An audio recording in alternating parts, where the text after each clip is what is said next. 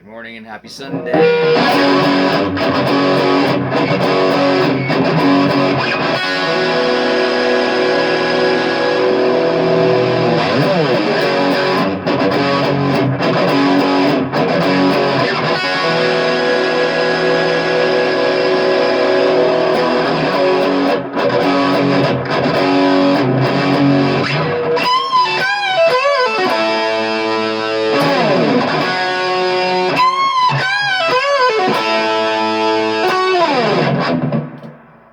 Hey everybody, how's it going?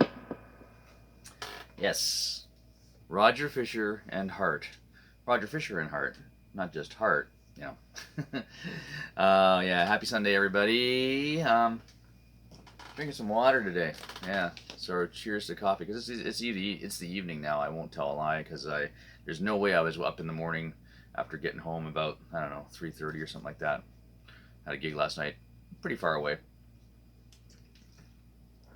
Probably one of the furthest gigs that Bridge on Fire does in St. Thomas, Ontario. And by the way, thanks so much to Coley and all the staff at the Whiskey Rocks. You want to see an old school, the way it was back in the day, because definitely our band is the way it was back in the day. Yeah, just back in the old way, loud and proud. And it's in a small town in Ontario. It's beautiful. It's just like a time warp, and thanks to Coley, and it's great. It's great. It's great to have old school rock. Anyhow, Whiskey Rocks in St. Thomas, Ontario. Thank you so much. And was basically sent. You know, I usually do my double neck Friday posts and try and unearth all of our double neck players in the world of classic rock, and there's a lot of them. And you know, there's some unlikely ones, like someone's like you might not have thought they're Roger Fisher from Heart, the classic Heart. You know, if you want to look at the history of Heart, the band, it really didn't start with Ann and Nancy. Ann really joined up with Roger Fisher's brother, who they were draft dodgers from Seattle and ran up to Vancouver, and they had their band with Steve Foss and Roger Fisher. Mike Fisher was the manager. He wasn't even playing in the band, and basically Anne followed them up to Canada because she was in love with Mike Fisher, and they had their relationship or whatever, you know. And that's the song Magic Man is about, that relationship, you know. Come on home, girl, you know, that kind of thing. And you know, anyways, listen to the lyrics. It's a classic rock song. You've heard it a million times anyways, but that's what it's about, them going up to Canada and chase, you know. And then basically Nancy was in school, and she eventually came up and joined them. And when I heard of Heart for the first time back in the day, because I'm an old guy, I thought everyone thought they were a Canadian band because they were, you know, the record was out in Canada.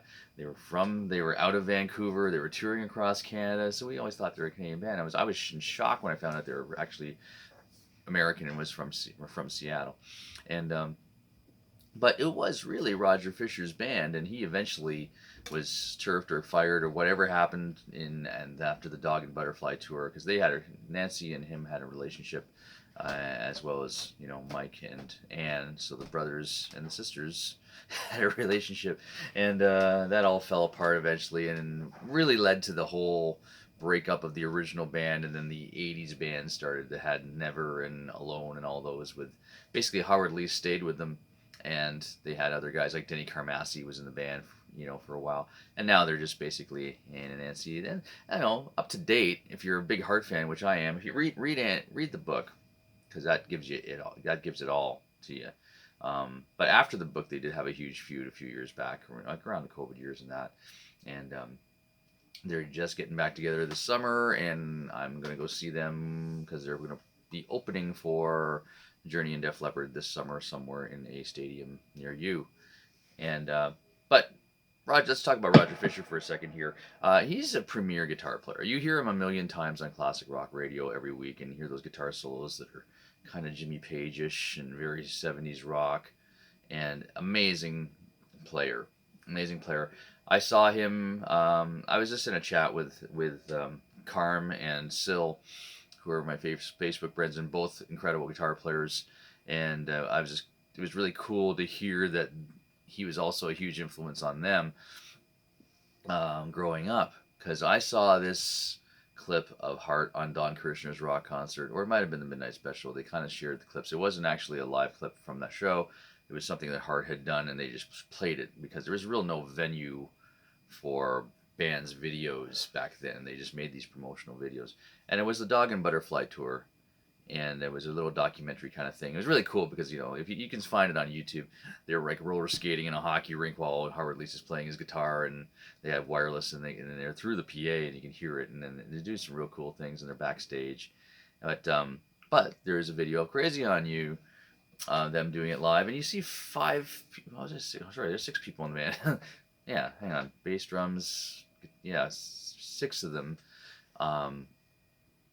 2 guitars, keyboards, drums, bass, and Nancy on acoustic guitar and vocals, and they're playing live. And then it's just 5 people that just have incredible amount of live experience. They all own the stage, DeRozier on drums, Mr. Bonham, of course, Ann and Nancy, who had their own thing going on. Howard Leese, who was an incredible musician there. Steve Fossen, bass player, who was the groove of all those songs like Barracuda and all that. And then there's Roger Fisher, the premier classic rock guitar player. And there's a clip that I mentioned on Facebook, if you guys follow me, of him at the end of Crazy on You. He jumps up on the drum riser, a huge stage, and then just runs down, and then she and Nancy does the kick, and it's just amazing. It just made me feel, man, that's what I want to do. That was kind of like my Ed Sullivan moment for the people behind, people before me, and then Tom Petty's wrote who saw it, the Beatles on Ed Seville. So that was just amazing. And I watch every week those Kirshner things. I saw Styx on there, and lots of people, and it was just inspiring for a young guitar player. And we didn't have much to watch. We didn't have a YouTube, and we didn't have much other than our album covers to stare at. We just stared at those album covers and the pictures, and we wanted them to come to life when we listened with our headphones on or whatever. But kudos to Roger Fisher, who I just think is an incredible guitar player. Has a beautiful double neck that was made out of an SG, and then a custom guy made it into a heart-shaped SG. Pictures are on Facebook again on my page. And he played that double neck on, I think, Love Alive and Little Queen, title track of the Little Queen album. Had the 12-string electric on it, and just an amazing moment to see that come out. Watch the Cal Jam. It's on the Cal Jam, California Jam 2, which Hart played along with Aerosmith and Santana and a bunch of other bands. But you'll see the double neck on there, on Little Queen. See if you see the mistake they make in Little Queen.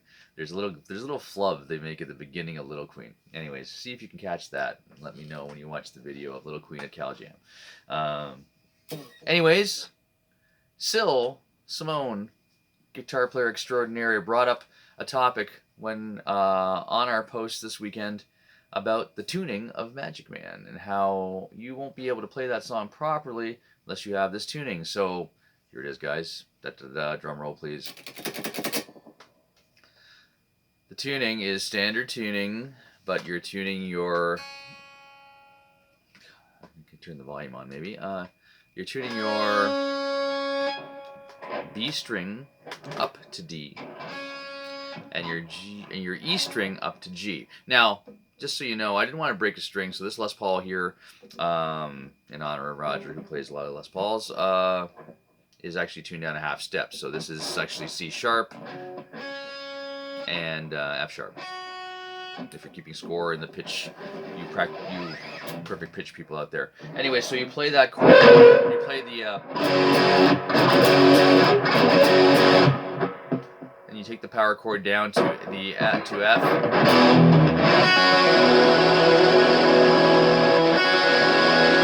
That's that chiming sound, guys. And it also affects the leads because, you're basically, your pentatonic shape changes now. So when you're doing that...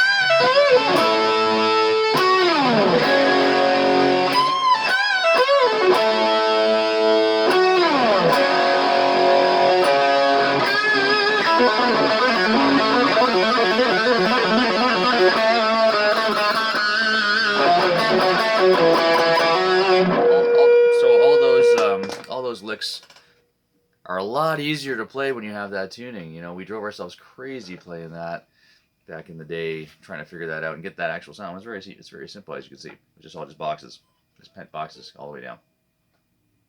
There you go. Secrets revealed.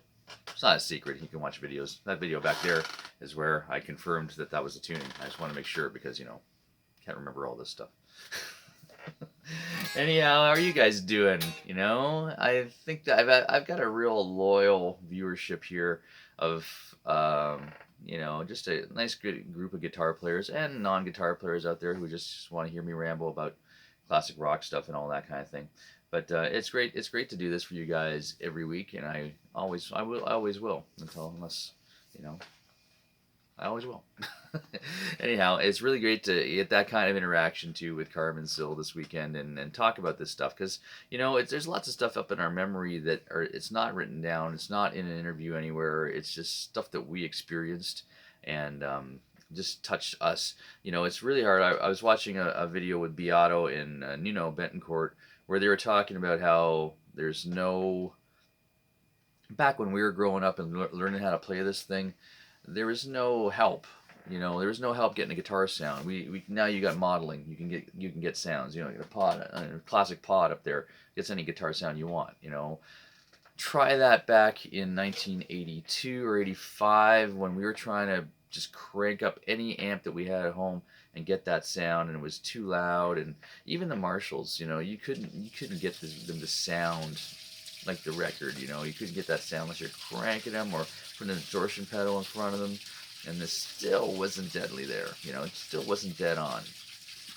By the way, I'm in the basement. That's the water running upstairs, you know, when we do laundry on Sunday. That's why I do it early, so you don't get the raindrops keep falling on my head sound here. So anyhow, but yeah, so you couldn't get that. I mean, those were sounds we couldn't get. And then also, I used to spend a huge amount of time at, you know, at the record section in any department store. There was a store called Towers back then, if you guys remember that. There was also, you know, all our record stores, Sam, A&A's, and all those places. You used to just sit there and stare at album covers and read all the notes. And I mean, I knew the names of roadies and stuff like that from those notes. But, you know, great stuff. Great stuff. But that's all we had. We only had pictures, you know. Nuno talks about just staring at the Van Halen one cover, and hopefully it came to life with Eddie standing there with the blurry things and the drums, you know. All, you know, it